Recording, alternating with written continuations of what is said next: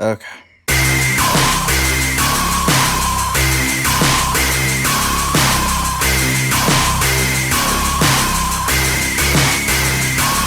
I think I'm still alive, I'm still recovering, but there, so deep inside, there's something slithering deeper, deeper, deeper in.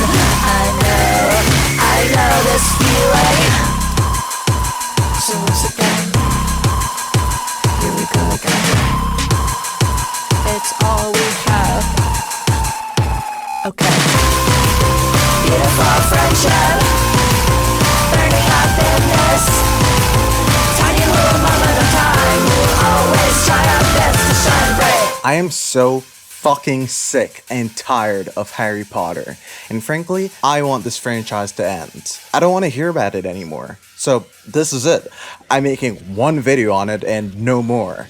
A lot of you are quitting Harry Potter because of J.K. Rowling's blatant transphobia and white women mess, but I am here to assure you that actually, Harry Potter was always awful. A bit of background, I actually used to be obsessed with Harry Potter around the time I was 12. I was one of those weird Slitherpuff people. I knew all the spells, all the characters, all the trivia, everything. And despite having abandoned the fandom only a few years later, I still have a lot of that old knowledge from my past. Still though, I'm anticipating scores of preteen white girls in my comments on my shit like, excuse me, Snape didn't hate Harry's dad. You can see on page 576 of the Deathly Hallows that the word loathe is used exclusively, so therefore I don't know if you should be trusting the opinions of someone who's so uninformed in this series, etc, etc. To be fair though, I haven't actually watched the Fantastic Beasts movies and never will, considering most people seem to already agree they suck, so I don't need to include them in this video. Yep, this one is exclusively for destroying your childhood. I'm not reviewing each book individually because I don't need to. Most of the problems I'll list run throughout the entire series and, from what I understand, are really only accentuated in the Fantastic Beasts movies.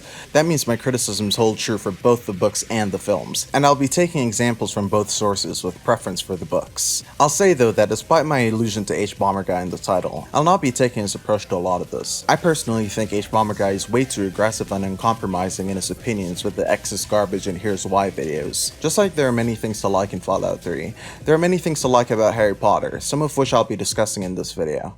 At the end of the day, if after all I said you still like Harry Potter, even though J.K. Rowling is a transphobe, you know what? You do you, boo, especially if you're a child. I'm not going to pretend like my critiques are the only way to see the franchise, or that you have to care about the problems I care about, but at least hear me out, because I think for a lot of people, I'm going to put into words many of the things that kept them from being attached much to Harry Potter outside their childhood, as opposed to something like Avatar, Lord of the Rings, Star Wars, etc. Part 1. Why children like Harry Potter. There's a famous story about how J.K. Rowling's pitch for Harry Potter was rejected 12 times. According to the tale, it was almost rejected 13 times, but the publisher's daughter happened to have gotten a chance to read a chapter and begged her father for more. What was it that caused all of those adults to see no value in Rowling's idea while creating so much interest in its actual target demographic? My perspective as someone who's published stuff myself and is very familiar with that process is that the publisher's daughter likely knew, before even reading the first chapter, the premise was that of a boy attending a magical school, and she demanded more because she wanted to see what Hogwarts was like. Adults are really the only ones who go into stories blind. No child goes into Harry Potter not knowing what it is. But that's not how publishers tend to read first chapters. Publishers like first chapters to be immediately engaging on their own, and while Rowling's first chapter isn't bad per se, there was no reason to pick it over the myriad of other more gripping stories they'd probably been reading. The fault of the publishers then was underestimating the strength of that premise, which doesn't even appear until a third of the way through the book, to carry interest until its revelation. In addition, the first chapter at least promises a lot of concepts in a short time that you'll desperately want to learn more about if you're not familiar with common storytelling tropes and generally can't predict a lot of the things it introduces. While any seasoned veteran in fantasy will be able to recognize that Dumbledore is just a shittier Gandalf, will not be surprised by a cat transforming into an old woman. A child is not so jaded. All the mysterious concepts the first chapter hints at don't require much knowledge to guess at the nature of, but when you're a child, you don't want to guess, you just want to find out more. Rowling's style is also remarkably easy to read, while being vivid enough to serve its purpose. This is something else that is harder for adults to understand, since her style is simple, but the way she phrases things goes by so easily for a child, in a way I can't even fully explain. I remember noticing that the first time I read a Harry Potter novel, and I can still recognize it. It always gives the impression of reading something more complex than it actually is, leading to a perpetual state of accomplishment and an ease in getting sucked into the world. Finally, I think urban fantasy is just inherently more interesting for children. When you're an adult and you have a good understanding of how the world works, it's a lot harder for you to buy the idea that there are wizards living among us. But as a child, everything is so mysterious. New things are revealed to you so often that this idea is a lot less implausible. This again adds to the ability to get sucked into the world. Excuse me. Who are you? Rubius Hagrid, keeper of keys and grounds at Hogwarts. No. No? Blimey, Harry, didn't you ever wonder where your mum and dad learned it all? Learn what? You're a wizard, Harry. And if there's one reason children like Harry Potter, and there is, I think, just one, that is it. Its ability to suck people into its world. Though its actual world building sucks, these factors make it easy to read this series for its one true purpose: pure, unadulterated escapism. You ever notice that people identify a lot with their Harry Potter house? And that this identification doesn't extend to, for example, the nations from Avatar, the races from Lord of the Rings? That's because Harry Potter's appeal isn't similar to Avatar The Last Airbender's appeal at all, but to Avatar's appeal. You know, the one with the blue people you barely remember despite it being the second highest grossing film of all time. Its appeal is to people who become obsessed with the idea that there's an entirely different world out there, a magical, inherently more interesting one in which they could spend all of their lives. It's the same appeal behind Second Life, Star Citizen, The Sims, all games that have absurdly passionate followings solely based off their premises of escapism. And Harry Potter is an escapist fantasy specifically designed around children. There's a reason the Ministry of Magic's wiki page is virtually non-existent, but the details of every hour of every day at Hogwarts are mapped out in excruciating detail. The appeal is for children whose greatest problem is the inescapable boredom of being at school. They can escape to a version of school where they, quite literally, don't teach any of the boring stuff like math, English, science, geography, etc. Instead spending all their life in this cool castle boarding school where their life is highly regulated around casting spells, meeting magical creatures, making potions, and having adventures with their magically gifted friends. This escapist fantasy's success hinges on the strength of Hogwarts as it's portrayed. And I must say, J.K. Rowling succeeds in this regard, and it's clear pretty much all her effort went into making it as easy to escape into as possible. Every detail about Hogwarts that a child might care about, the subjects, the extracurricular activities, the houses, the structure of the castle, the daily schedule, everything is rendered in an exquisite detail that so easily distracts you from the fact that there is barely a story supporting it. But for a bookish child in the 2000s, in the time of the post-nascent growth of the internet, when it was easy to find other mega fans of Harry Potter like yourself and discuss every tiny detail, but not easy enough to perpetually distract yourself with online content like, well, this video, like and subscribe, it was easy for Harry Potter to become a major part of your life, for you to identify so closely with it that any flaws it had didn't matter. For to criticize Harry Potter at that point would be to criticize your life. It also gave you a lot to escape into, with the series' entries becoming increasingly long, with expanded word lengths for even more meandering plot. But it didn't really matter what was happening in the book, just so long as you were there in Hogwarts with Ron and Hermione. So, what actually was happening? Part 2. There is almost no plot. Can you actually remember most of what happened in the Harry Potter books? Even if you'd asked me at 12, fresh after reading one, what happened, I would have been able to give you a few details, but most of what I'd tell you would have been from the last act. This is in comparison to my memory after watching Lord of the Rings or Star Wars, where I could have easily written a summary that stood on its own to explain the story. It wasn't that I liked Harry Potter less, at the time I liked it more. Let's think about the Chamber of Secrets. What do you remember about it? Without looking at a summary, what I remember is Harry and Ron driving to Hogwarts, an iconic scene, it's on the cover of the book. And then Harry finds Tom Riddle's diary at some point, and there was this dickhead fraud Professor Gilderoy Lockhart that was basically only there for that book, and Ginny was possessed by Tom Riddle's diary, so Harry went to save her and found this ghost version of Tom Riddle, who reveals in the least surprising twist ever that he's Voldemort, and then he summons a snake, but Harry defeats him in the end. Oh yeah, and Dobby was there, and Lucius Malfoy deadass tried to assassinate a 12-year-old because he was mad. And you know, checking what I just spewed out against an actual summary, I was pretty much right. But if you told what I said to someone, their first question would probably be, Is that it? I mean, it's pretty sparse, right?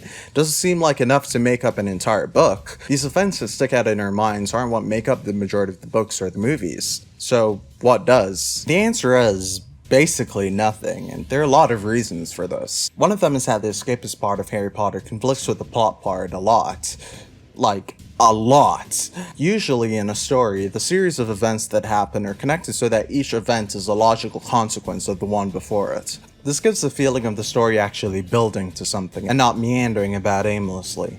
If one were to describe the plot, each event would be connected by a causal conjunction, because, therefore, since, etc. Plots tend to be on some point in the plot-driven to character-driven spectrum. In plot-driven plots, events happen that the characters act in response to, as opposed to character-driven plots, which are driven by character actions taken as a result of those characters' internal desires.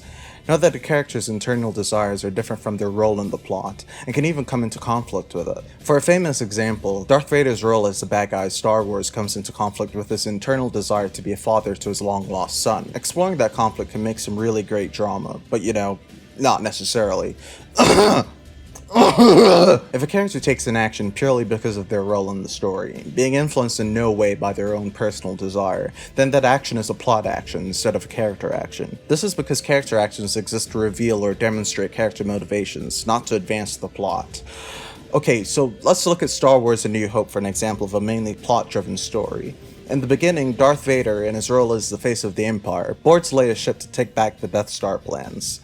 Because of this, Leia, in her role as the face of the rebellion, sends the plans with some droids and tasks them to find Obi-Wan Kenobi. The droids give him the message, and therefore he decides to help him to get Luke to join him. Luke doesn't want to because he needs to help his family, but stormtroopers kill his family because they were looking for the droids. Therefore, Luke decides to join Obi-Wan, etc., etc. A good example of a mainly character-driven story is A New Hope sequel, The Empire Strikes Back. In character-driven stories, you'll see a lot of points in which the characters decide to do one thing instead of the other, revealing their internal desires. The Emperor and Darth Vader decide that Luke would be a useful asset, so they decide to capture him alive. Vader decides to hunt down the Falcon to find Luke. Yoda decides to train Luke despite him being too young. Lando decides to betray Han to protect himself. Luke decides to leave his training incomplete to save his friends. Vader decides to tell Luke he is his father. There are also stories with a healthy mix of the two. Lord of the Rings is a good example. It starts off with Gandalf playing his role as the bearer of the task, and Frodo accepting that task in his role as the hero. But later, Frodo decides to take the ring to Mordor despite not needing to. Later on, the Balrog shows up and seemingly kills Gandalf, and therefore the party is weakened. Because of this, nothing is there to stop Boromir from being more and more seduced by the ring. He decides to try to take it from Frodo, who then decides to try to take the ring to Mordor by himself. Uruk-hai then attack the Fellowship of the Ring, and because of this, Boromir dies. So, here's the thing about Harry Potter. Outside of the period in which Harry needs to get to Hogwarts and the final act, what I just described oftentimes doesn't apply. In Harry Potter, things kind of just happen, have no impact on the plot, and a lot of the time are never mentioned again for the rest of the series. If I had to say, I'd say Harry Potter falls more on the plot-centered side of the spectrum, but that's just because of the way the parts where things actually build on top of each other are structured. Let's look at the Chamber of Secrets again to see what I mean. So, ignoring the fact that Gilderoy Lockhart's and Dobby's entire existence in this book and in this series as a whole is pointless and forced, after Ron and Harry arrive, we read 3 chapters of classes and other random school shit until finally a plot event happens. Harry and the gang find a message on the wall warning that the Chamber of Secrets has been opened. So, how do the characters react to this plot event? They do nothing.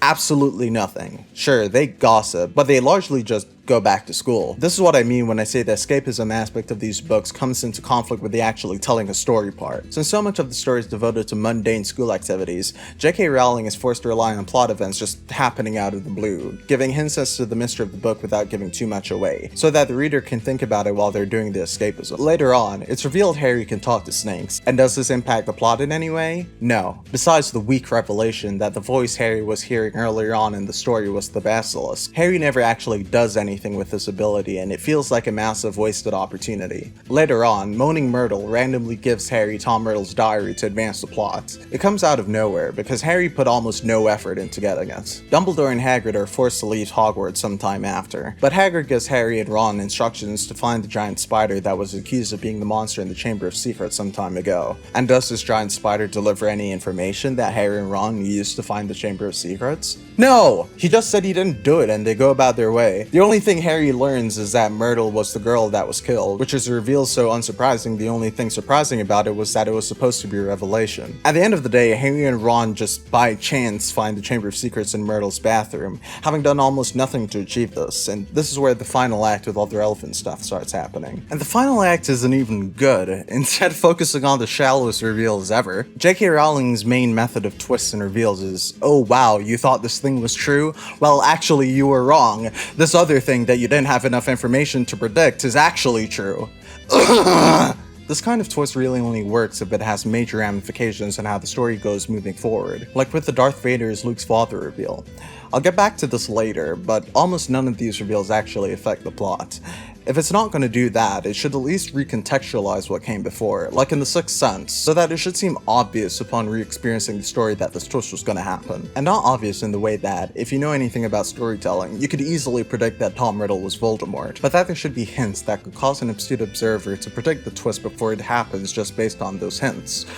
Rowling tries to do this with the name anagram reveal, but not only does it not make any sense since he was born with that name unless you buy that Tom discovered he could spell I am Lord from the letters in his name and came up with a name using the remaining letters, but no one was ever going to decode that name or even suspect that there was something to be decoded. Rowling also refuses to incorporate any of the previous plot points to create something satisfying, despite having multiple opportunities to do so. Like, if Harry's gonna be a parcel mouth, why didn't he at least talk to the giant final boss Snake? By the end of the series, besides being a connection to Voldemort, Harry's parcel tongue ends up having served no purpose and having been just a cool quirk for him to have. It kind of seems like a weak way to scaremonger about whether the main character will fall to the dark side, but not in the Luke Skywalker way of having it be an actual part of the plot, but in the Rey way of vague illusions with no justified motivation because neither of these characters have any reason to actually fall to the dark side. What about the fact that, despite having participated in a dueling club earlier in the story, Harry's dueling abilities never come into play, nor do any of his skills really come into play in defeating the Basilisk.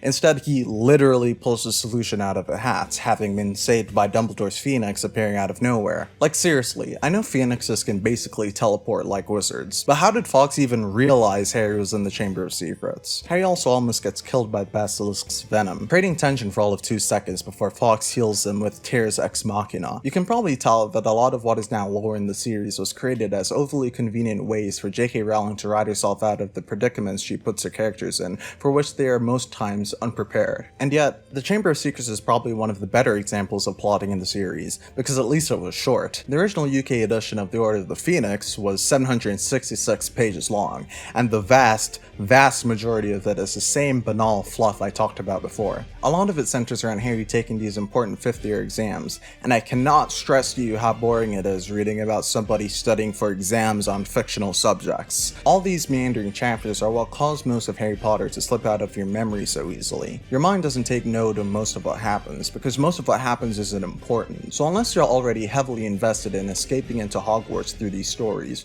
the bulk of these books can be such a slog. There's nothing else to keep you invested in what is happening.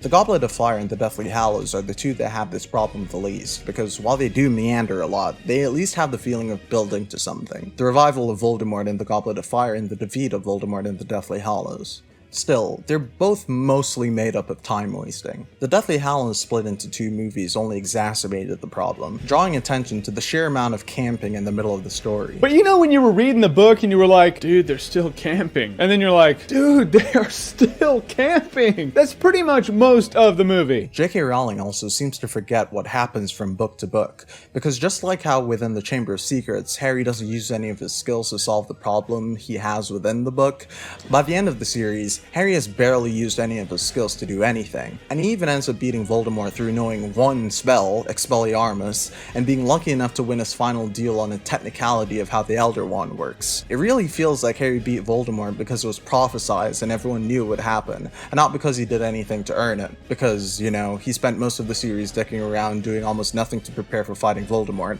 and the few things he does learn become irrelevant by the end of the book. The number of dropped plot points in this series is insane. Occlumency did nothing. The Half-Blood Prince's book, I'm the Half-Blood Prince. Yes, I know. nothing. I'm sure I don't even have to mention the Time Turner, Dumbledore's army, the entire existence of Sirius Black. And you know, a lot of this might have been excusable if the books were using the lack of a tight plot structure to tell an intimate character drama that explored the relationships and motivations of the people within the story, like with Avatar: The Last Airbender, or even Adventure Time to a lesser extent. But, Part 3. The characters are all shallow caricatures. You know, Umbridge was the best character Rowling ever made. She was a caricature to be sure, but she was a caricature of a personality that is not only easily caricaturized, but one Rowling is quite familiar with. It's no coincidence people have started calling her Umbridge in response to her transphobic comments. Umbridge was a person concerned chiefly with preserving traditional institutions and her own power within those institutions, often achieving her goals in a passive-aggressive but also extremely spiteful manner. In short, she's a Karen, and J.K. Rowling's a Karen, so she knows how to write her to be as hateable as possible. To an extent, I think Rowling knows how much of an asshole she is, and she does not care. The rest of the characters, though... A lot of people like to justify how devoid of personality or development Harry is throughout the entire series by saying he's supposed to be a blank slate for the audience to project themselves onto. One thing those people seem to forget though is Harry Potter isn't a video game. Like, if there was any evidence that Harry Potter operated purely on the level of escapism, that would be it, right? Justifying a character's husk-like nature through a trope common to RPGs. You don't see this in any other kind of media that's actually good. Frodo isn't a blank slate, Aang isn't a blank slate, Goku isn't a blank slate, Naruto isn't a blank slate, and if you really think about it, Harry isn't a blank slate either.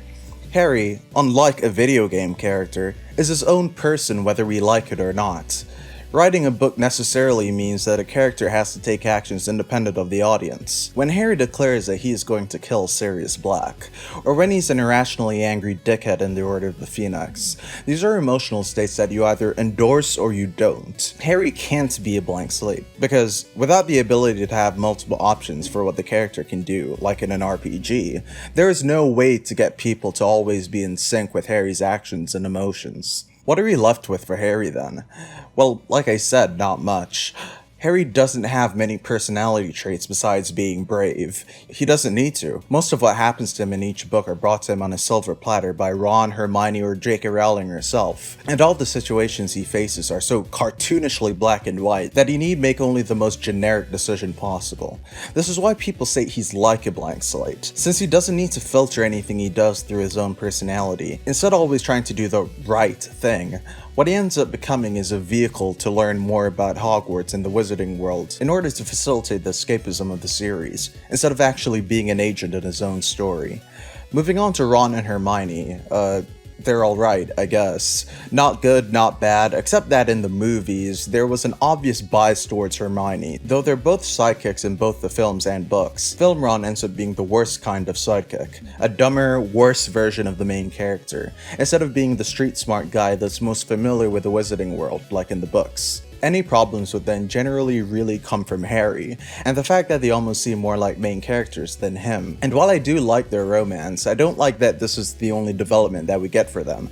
Besides the romance, Harry, Ron, and Hermione at the beginning of the series are the same exact people as they are at the end. Sure, they go through phases, but they don't really learn anything from their adventures, and so nothing about them ends up being different. In Avatar: The Last Airbender, Aang goes from being an inexperienced kid afraid of his responsibilities to the wise and mighty Avatar, and Zuko goes from the villain of the series to the deuteragonist. In Lord of the Rings, Frodo goes from being a carefree hobbit to a man racked with PTSD from the horrors of war, scarred and broken emotionally. In Star Wars, Luke goes from being a moody farm kid to a kind and sagacious Jedi. Harry, Ron, and Hermione never change. And not every story needs to have massive character changes, just so long as the author is sacrificing that for something else that's good. Gravity Falls doesn't have its characters change much, but that's because it spent most of its time crafting really intricate and fascinating plots, whereas Harry Potter, well, we've talked about that already. You could say they're sacrificing these things for the sake of escapism, but not only do I believe these books could function as escapism even if everything I mentioned in this video were fixed,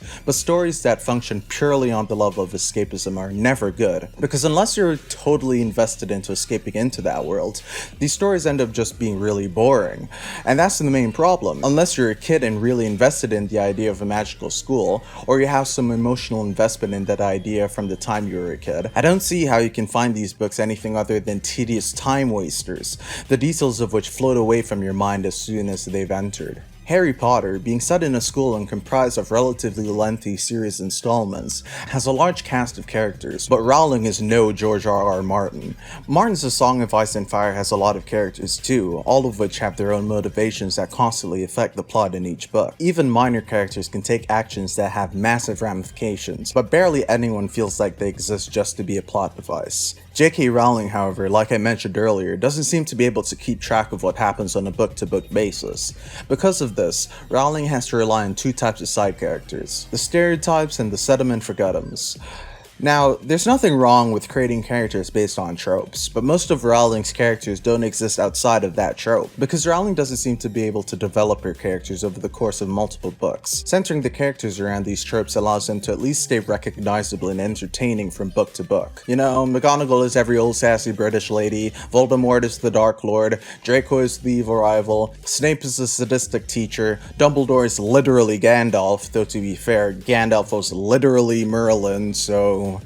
Anyways, believe it or not, but a lot of Rowling's characters are even worse than those bland stereotypes. This is especially the case with her characters of color. These characters are what I'll call sediment forgetums, which are characters Rowling will insert for a specific plot purpose who have no personality and are often forgotten about after their purpose has been fulfilled. Most of the named students of the series are like this actually, doing their own thing until it's time for them to be inserted for some purpose, so the audience will say, hey, I remember that person, even if that person is basically a zombie. Anyone remember the Patil twins? How about Pansy Parkinson? Dean Thomas? Who even is this? But even besides the students, what about Aragog, the spider from the Chamber of Secrets I mentioned before? Barty Crouch? Quirrell? The funny thing is that Sirius Black falls into this category too, because we never actually get to spend any time with him outside of the Prisoner of Azkaban plot, before he's unceremoniously killed off to give Harry an emotional moment that ultimately doesn't end up affecting his behavior during the story outside of the moments immediately after the murder. He especially was a giant waste of potential since he was the closest thing Harry had to a living father figure, and yet he ends up having almost no influence in Harry's life, and in general he has no personality or traits beyond falsely accused of murder. Like I mentioned before, Umbridge works especially well because, although she falls into the stereotype category, she, unlike most of the other characters, is another stereotype common to the fantasy genre. In fact, her stereotype can really only work in the urban fantasy genre, in the strict hierarchical setting of a British boarding school. She almost feels out of place, as though coming from a far crueler world than the one we normally inhabit at Hogwarts. She doesn't interface so much with the canon of tropes in the fantasy and children's genres the other characters do, as with the canon of tropes in real-world people. Because, you know, people in real life can also have similar personalities. But what about Snape? I hear the Potterhead screaming at me, demanding an answer. Isn't he the best example of a character that breaks out of his stereotype? One that actually develops over the course of the series? Here's what the experience of watching Snape throughout the entire series is like. Throughout the first 5 books, he's just a more intense version of McGonagall, fairly abusive to his students, but overall doing what he thinks is right and firmly standing on the good guy's side. Dumbledore seems to trust him, he saved Harry and the gang during the Prisoner of Azkaban, and he generally seems like a very stern teacher with a heart of gold. Then, Harry Potter and the Half-Blood Prince rolls around, and suddenly, right at the beginning of the story, Snape makes an unbreakable vow with Narcissa and is now a Death Eater, and we're supposed to buy it because he wears black and is part of Slytherin, the house wherein every single villainous character originates, despite how much J.K. Rowling wants to pretend like Slytherin isn't the objectively eviler house. Snape then kills Dumbledore, and you're like, wow, Snape is the bad guy now. Then he disappears for almost all of the Deathly Hallows, being a sort of generic goon, and then Voldemort decides he doesn't like him anymore and yeets him with Nagini. Then he gives Harry his memories, and Harry looks at it and finds out more about his past. And wait, this is just, oh wow, you thought this thing was true. Well, actually, you were wrong. This other thing that you didn't have enough information to predict is actually true.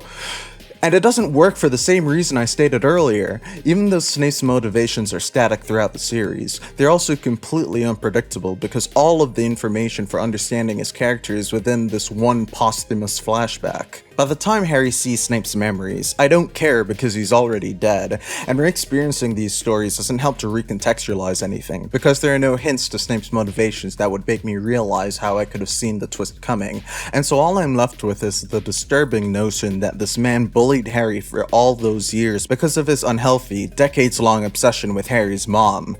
Now, putting aside that this explanation doesn't explain why Snape was a dick to everyone else, I mean, Neville's greatest fear was literally Snape, but by the end, even if I were to accept it as an explanation, why is it that I'm meant to sympathize with him so much that I should see Harry naming his son after Dumbledore and Snape, a man who abused him all his life, as natural? That's another way Rowling's twist fails, because the content that's revealed doesn't actually make Snape look as good as Rowling thinks it does. Rowling, first of all, needs to justify how the shift from strict teacher on the good side to Death Eater even happened. And that is to say he was always a Death Eater, apparently, which to me seems even worse than if he just turned into a Death Eater arbitrarily. The canonical explanation for why Snape joined this right-wing terrorist cult, and I'm not making this up, is because Harry's father bullied him, and when Harry's mother tried to stick up for him, he called her a mudblood, the Muggle N-word. Because she decided not to forgive him for that, he went down the path of joining the Death Eaters. I'm not kidding. Snape is a literal incel. The equivalent here is if I decided to name my kid after my racist teacher, who got so mad my black mom didn't want to fuck him, he joined the KKK. This is supposed to be Snape's redeeming revelation. Snape, also, didn't leave because he realized racism was bad, or because he realized serving someone called the Dark Lord was bad, but because he realized Voldemort was going to kill Lily. So Dumbledore forced him to work as an informant in exchange for help. Snape's canonical reason for treating Harry like shit is also because, and again, I'm not making this up, because every time he looked into his eyes, he saw a woman who wouldn't fuck him. And I guess I'm supposed to feel that he was still a good guy because he worked as a double agent for Dumbledore. But that ends up being meaningless because Dumbledore ends up making Snape kill him, after which Snape still continued to work for the Death Eaters. And by the end, he provides zero information that aids in defeating the Death Eaters. Nor does he strike any blow to their organization or do anything besides be this critically important member of, again, this racist right-wing terrorist group centered around black magic. So, you know, forgive me if I don't think Snape's character development was handled perfectly. Well, maybe the plot and the characters are poorly written, but at least the world building's good, right? Part 4. There is no world outside Hogwarts. The worst influence Harry Potter had on the young adult genre was the trend it started of extremely localized world-build-as-you-go settings. Twilight has Forks, The Hunger Games has the capital and the districts, Divergent has Chicago, etc., etc. The benefit of these kinds of stories is that they're easy to construct, since all you need to do is world build based on things you need to happen in the plot, instead of imagining the world first and having the story take place in a world that is consistent on its own. Unlike those examples, however, which arguably have even worse world building, Harry Potter at least takes the steps to make its world within a world detailed enough for a child to not question anything. When the Deathly Hallows rolls around though, the lack of world building becomes a lot more noticeable, because now we're largely outside Hogwarts. It's really hard to get a feel for the stakes in that book outside of the possibility that Harry or any of his friends could die, because even though Voldemort seems to have these revolutionary aims, it's difficult to say what he actually wants or what he plans to do to achieve it. We never get an idea of what Voldemort is actually doing in the Deathly Hallows besides generally corrupting Hogwarts and the Ministry of Magic. Somehow. You'd think the government wouldn't be open to corruption from a terrorist organization that attempted a revolution once before, but what do you know? The way J.K. Rowling writes the Death Eaters' relationship with the Ministry is lazy because the world is seemingly so small that whenever Rowling needs to write her villains out of consequences, she can just say corruption, and because we don't know how anything works outside Hogwarts, we just have to accept it. You know, how did Lucius Malfoy avoid any repercussions for being a terrorist? Corruption. Why won't the Ministry accept the obvious fact that Voldemort is back from the boy prophesies to kill him? Corruption. In the Deathly Hallows, Voldemort pretty much takes over the Ministry off-screen, which if anything mattered than these stories besides Hogwarts would be a huge deal that would need a lot of explanation. Yet, it's never explained why the Death Eaters have any influence over the Ministry of Magic, much less as much as they do. The Death Eaters also want to take over the Muggle world, which sounds reasonable for a Dark Lord unless that idea of the world building being so small scale and hyper-focused on Hogwarts is still nagging at you. Because you might be starting to wonder, wait, how many wizards even are there? Like, remembering the Goblet of Fire when the students from the other countries visited, and he found out that there was pretty much one school per country, and for both Great Britain and Ireland, Hogwarts seems to be the only school, because J.K. Rowling is an imperialist, I guess. If there's only been one school for the past 1,000 years or however long Hogwarts has been around, then there can't be that many wizards, right? Well, this Quora post had the same idea and estimated the number of wizards in Great Britain at around 20,000 and around the world at 2 million. With so few people, you start to wonder if this meeting really did have all the Death Eaters. The question this raises should be obvious. How are these guys planning on taking over the Muggle world? What were they going to do about the tanks? Were they going to Avada Kedavra the tanks? Were they going to use Wingardium Leviosa on the tanks? Wingardium Leviosa.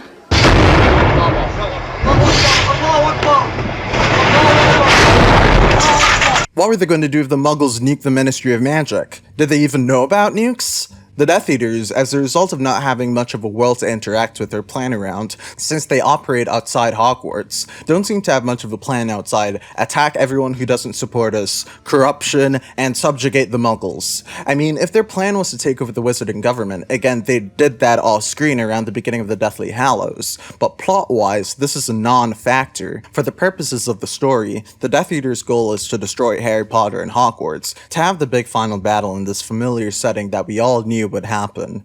And that's a sign of horrible world building, because it means the lore of the world is almost transparently crafted around serving the needs of the main character, and so it doesn't feel like a living, breathing world all its own. This lack of a world outside Hogwarts is also why no one watches the Fantastic Beasts movies, even though they're written by J.K. Rowling herself. The lore and Rowling's ability or lack thereof to write an engaging plot is not enough to sustain the Harry Potter series on its own.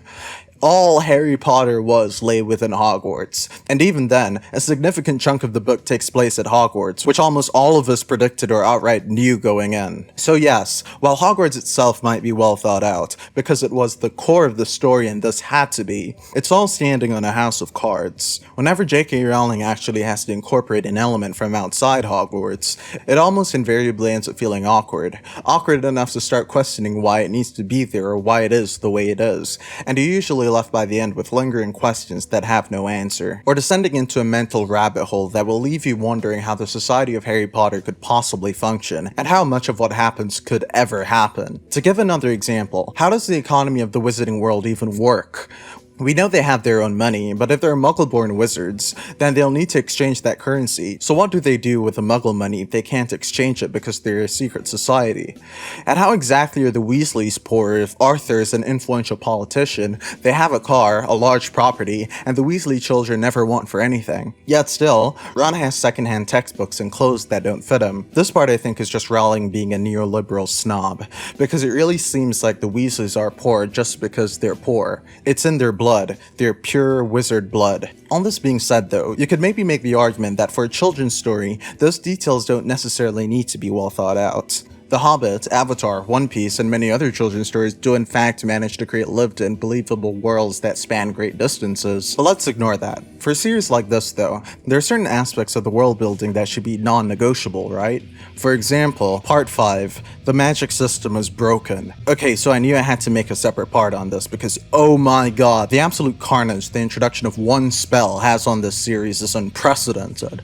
In the Goblet of Fire, J.K. Rowling introduced Avada Kedavra. It's a spell that kills people. It's a spell that kills people. Voldemort Nodus Galactus. It should be obvious what this does to the fights, right? Harry Potter has a hard magic system, which means that the spell should, in theory, be well defined and exploitable, unlike in Lord of the Rings, for example.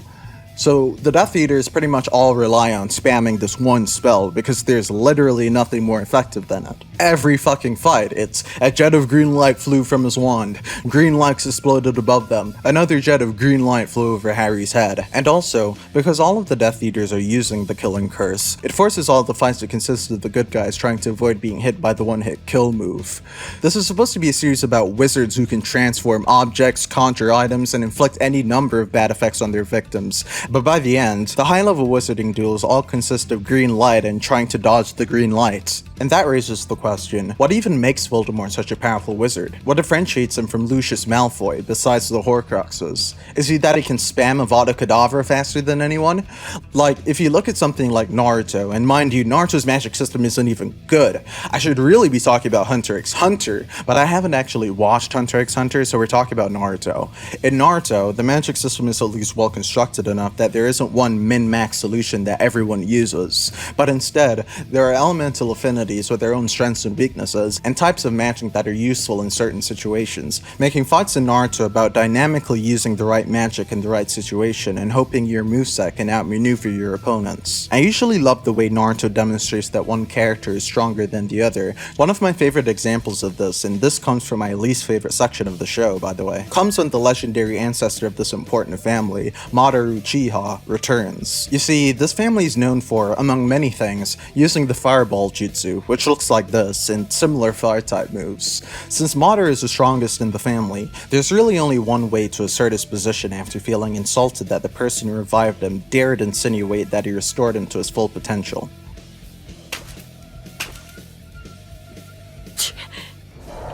Katon, 豪華滅却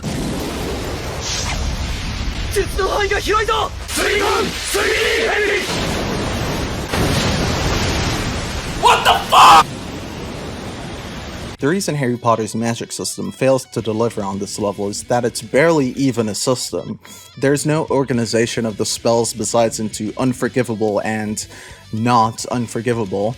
So there's no reference point of which spell is weak to which, or which spell would be good against another spell, so most of the fights consist of flashing lights until someone dies or is otherwise taken out, during which you have no idea who's winning or what each person's strategy is, if they even have one. And the reason for this is that J.K. Rowling clearly just wrote these spells as she went along, not giving any care to a cohesive magic system, instead opting to create a spell whenever she needed to enhance or facilitate a plot point.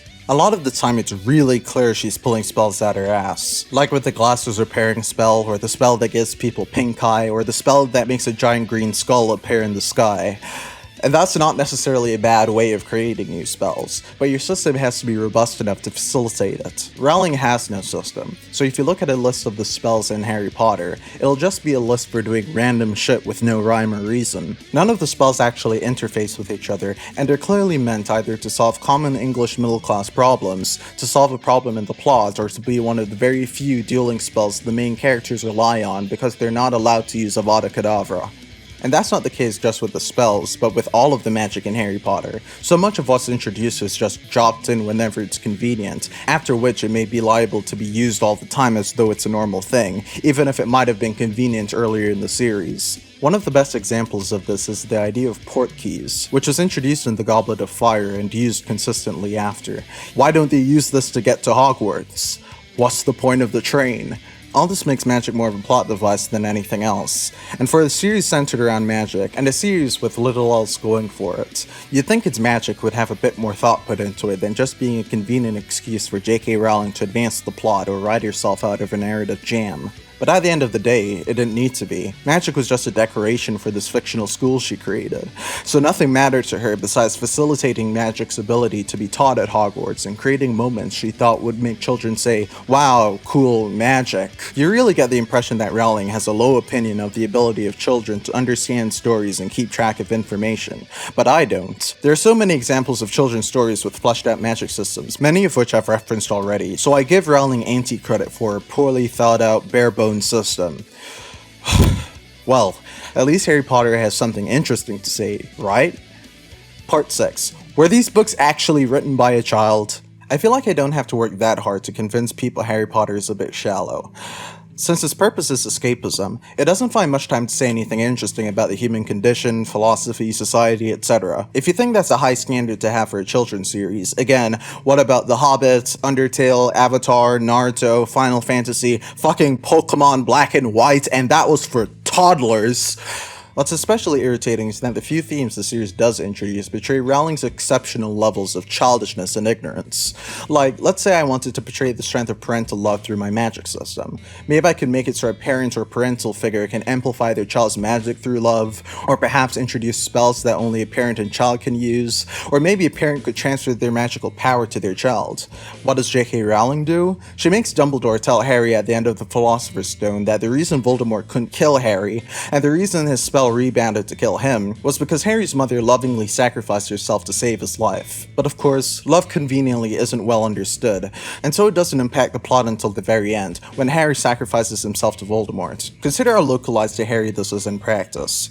Because Harry needs to feel special in his role as a fucking video game character, we never hear about this kind of all-powerful protective love magic being used in any other context than the ones I discussed. It gives this artificial impression of Harry's mother's love being somehow stronger than anyone else's love. Notice how I couldn't even explain how Rowling portrays parental love without mentioning Harry? Notice how this love magic doesn't feel like a general rule for wizards like I tried to make, but instead a way for Harry's parents to feel particularly noble? It also gives the impression that parental love can fix anything, which, even for the 11-year-old audience of The Philosopher's Stone, reads as dishonest, manipulative, and overly sentimental. Even a child can intuitively determine that Rowling's point isn't true, and the best stories are the ones that recognize this reality. This facile belief that mommy's love can fix anything is indicative of the mindset of a toddler, or, more accurately in the case of J.K. Rowling, a single mother attempting to deify herself through simplistic sentimentality. Remember when I said J.K. Rowling seems to have no respect for the discernment of children? This is the best example of that, because it's a case wherein even most children at the time viscerally felt that disrespect. But this isn't even Rowling's main focus throughout the series. The one theme that keeps popping up again and again is that of discrimination, and look, I'll get back to this later, but Rowling is clearly unequipped to handle this topic, and it shows in every way it's implemented. Rowling's two main avenues for exploring discrimination are the house elves and the muggleborns. The house elves are clearly worse, considering that they are short, ugly beings who barely speak English, are genetically compelled to be subservient to their masters, and even hate being paid. You really get the impression J.K. Rowling wishes she could have one for herself, just so long as she treated them nicely. Even Dobby, who earns his freedom from the abuse of Lucius Malfoy, still feels indebted to Harry and generally refuses to not be exploited, to the point that he demands Dumbledore pay him a tenth of what he's owed for working in the kitchens. Their nature makes it really unclear how much they're actually discriminated against. The abuse they endure seems more a result of refusing to leave abusers because of their genetic programming than anything, and I'm sure I don't have to explain the implications of a white British woman justifying the subservience of her slave race by saying, "Oh, it's okay, they like being exploited." The implication seems to be that houseworkers who endure abuse do so because they're too nice or too stupid to leave, instead of that they can't afford to leave that job. The implications are even more disturbing if you replace houseworkers with chattel slaves. In addition, despite seemingly being as powerful as wizards, none of them play a significant role in the plot, not even Dobby. And in fact, not even Dobby in the Chamber of Secrets, the book where he is introduced and appears most often. To Rowling, minorities like the house elves and muggleborns don't take active steps in their own liberation, but largely sit back and allow the non-minority main characters to do the whole evil vanquishing thing. The muggleborns are far more significant to the plot, but that just makes Rowling's failure in writing them more frustrating. First, to address a small thing, why do the Death Eaters even follow Voldemort, a half-blood, even though the Blacks and Lestranges don't even marry non-purebloods? Even if they wanted to accept half-bloods like Snape, why would they make Voldemort their leader? Voldemort just denies he's a half-blood, even though literally everyone knows he is. I might be wrong about this, but I think the reason J.K. Rowling included this detail was because of an old conspiracy theory that Hitler, Voldemort's obvious historical parallel, was part Jewish. The theory is almost certainly nonsense, but that nonsense just seems like the kind of thing Rowling would believe, because she has such a childish mindset, and mindsets like that often fail to understand how Hitler could do such evil unless there was a pathology like self-hatred behind it. The Death Eaters' lack of a coherent ideology or structure shows that Rowling has no understanding of how these movements function, so she just can't portray a believable rise of a Hitler-like figure like the Star Wars prequels did with one of their few effective plot lines. Going back to the Muggleborns, Rowling's biggest failure was in not considering the Muggleborns as a group on their own, and how the discrimination they face affects them materially. Discrimination against Muggleborns doesn't seem to consist of more than the Death Eaters and bigots calling you mudblood, which of course demonstrates Rowling's inability to conceptualize soft discrimination. See my video on the Canadian police for some thoughts on that topic. It's almost impossible to think, though, that a society constantly on the brink of civil war over the issue of discriminating against Muggleborns doesn't create some material harm for the Muggleborns, but we never see it. The Muggleborns as a conscious class are basically non-existent, which makes no sense because any group discriminated against that much would want to band together, and nothing seems to prevent them from doing it. We also never get to see how being Muggleborn actually affects Hermione's life or any other Muggleborn's life, emotionally, financially, whatever. The worst example of this I can remember, which admittedly wasn't written by Rowling, lies in the Deathly Hallows Part 1, wherein Bellatrix literally carves the one racial slur Hermione gets thrown at her constantly into Hermione's arm in a gratuitous and almost fetishistic scene. And then in the next movie, when it would be relevant to show the horrific toll this should have taken on her mind, is completely forgotten about. Hermione seems to barely ever consider the discrimination against her despite enduring it for years. The biggest opportunity, though, is that there is no organization for the protection and advocacy of the rights of Muggleborns. This could have been such an interesting plot. It would have been a great way to develop Hermione's character, but frankly, I think Rowling is either terrified of the idea of minority solidarity, or cannot imagine minorities doing anything effective outside waiting for their majority messiahs to save them. The Muggleborns also have no distinct culture or political presence, since in the Chamber of Secrets, it seemed to be completely up to Arthur Weasley to get the anti-Muggle discrimination law passed. Overall, they're not really a group of people on their own, but a prop for Rowling to feel progressive and like she's dealing with important themes because she said, "Wizard Nazis bad." This childishness and lack of imagination extends to all of Rowling's themes, from obsession to war to even Rowling's favorite late series plot device, corruption. And when analyzing this stuff, it's hard not to have Rowling's personality and biases jump out at you. This might be the worst part of it all. Part 7. J.K. Rowling. Even if this video somehow did so well that it reached the top of the search results for Harry Potter on YouTube until the end of time, which by the way I'd appreciate you helping make a reality by liking, subscribing, and sharing this video, I could never, ever do as much damage to this series as Rowling has done herself. Let's first address the fact that she keeps ending random fucking shit to the series after its completion. Everyone knows about the Dumbledore's gay thing, right?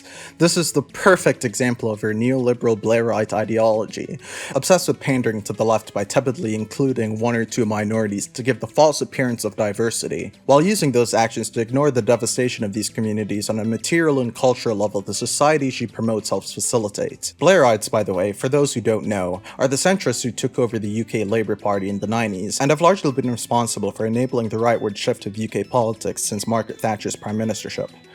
It's no coincidence that she's an old friend of the Blairite former Prime Minister of the UK, Gordon Brown, that she heavily criticised Corbyn's left-wing leadership of the Labour Party, and that she voted no on Scottish independence. Rowling also uses her characters for her own alarming ends, like that time she implied Harry would have opposed a cultural boycott of Israel. Even beyond what's linked to her ideology, though. Some stuff is just weird, like the entire existence of Harry Potter and the Cursed Child in Delphini, the child Voldemort and Bellatrix apparently had in this play I didn't watch, because apparently Voldemort fucks.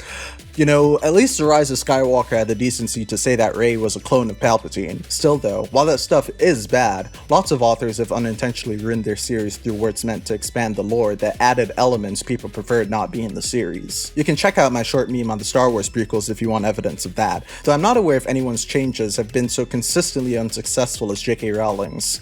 Regardless, it's really her nasty political views that make the series as it exists on its own worse for a lot of people who maybe didn't think about the implications of much of what was included in Harry Potter. Knowing what we know about her views, and especially now knowing her views on trans people, makes it impossible not to go back and analyze Harry Potter in the context of her ideology. If J.K. Rowling had kept her mouth shut, there would be a lot more people now who wouldn't have even thought to examine the strange and surprisingly bigoted elements of the series. While I've not found any examples of outward transphobia in the series, though I've heard that's not the case for a mystery novel no one read, The Silkworm, examples of bigotry in general aren't hard to find.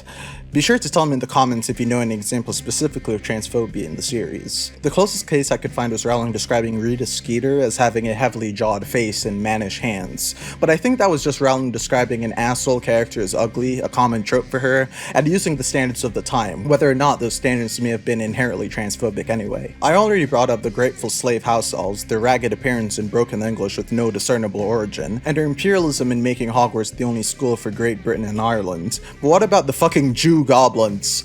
Anyone remember these guys? The literal hook-nosed goblins who work in banks and are naturally skilled with money? What's hilarious is that Rowling has had the nerve to accuse other people of anti-Semitism on Twitter, and yet she has never apologized for this obvious anti-Semitic stereotype. The less overt examples are perhaps even more insidious. There are zero, count 'em, zero examples of POC characters with any influence on the plot. So much so that the most prominent examples of people of color in the series besides Harry's one-book-long cardboard cutout crush Cho Chang are the fucking Patil twins, and we all know how relevant they were. Rowling tried to retcon another relevant side character, Anthony Goldstein, into being a Jew after the series ended. This would make him the only Jewish character in a series about fighting wizard Nazis. Whether she intended Goldstein to be Jewish from the beginning, it regardless shows off her disturbing tendency to assign her characters of color names straight out of Ethnic Stereotypes 101. The best example of this is in fact Cho Chang, which, like, I know people have tried to argue this could work as a Chinese name even though Cho Chang in Korean is comprised of two last names, but it's quite clear Rowling didn't consider this and probably initially wanted to name her Ching Chong before her editor shot the idea down. The lack of meaningful POC representation wouldn't even necessarily be that bad, or at least not out of the ordinary for the fantasy genre, but the fact that J.K. Rowling goes out of her way to make the major theme of her series discrimination renders it impossible not to notice. The level of hypocrisy on Rowling's part is as conspicuous as the sun, and it makes the themes of the series more and more hollow with time as they are laid bare as the tokenist neoliberal propaganda of a time now passing.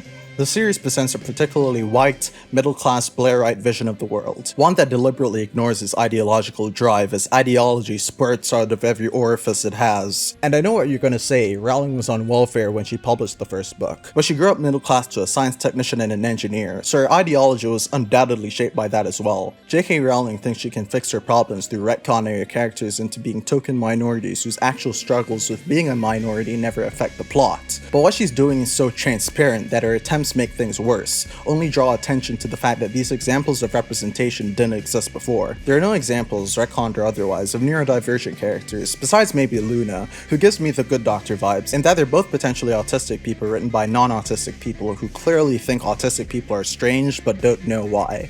What Luna really is though is a manic pixie dream girl, and everyone knows it. The Take has a good video on this trip I'll leave in the description for anyone who doesn't know what a manic pixie dream girl is. LGBT representation is also obviously non-existent, which is what necessitated the retcon to Dumbledore's sexuality. And remember, the series ran from 1997 to 2007, placing a prominent example of a gay character into what was, at the time, the most popular book series of all time would have been extremely helpful in the run-up to the wave of gay marriage legalizations a few years later. Instead, like a corporation concerned with not angering the bigoted elements of their consumer base, Rowling decided to retcon Dumbledore's sexuality right at the moment she believed she would receive the most liberal brownie points for her nonsense tokenization.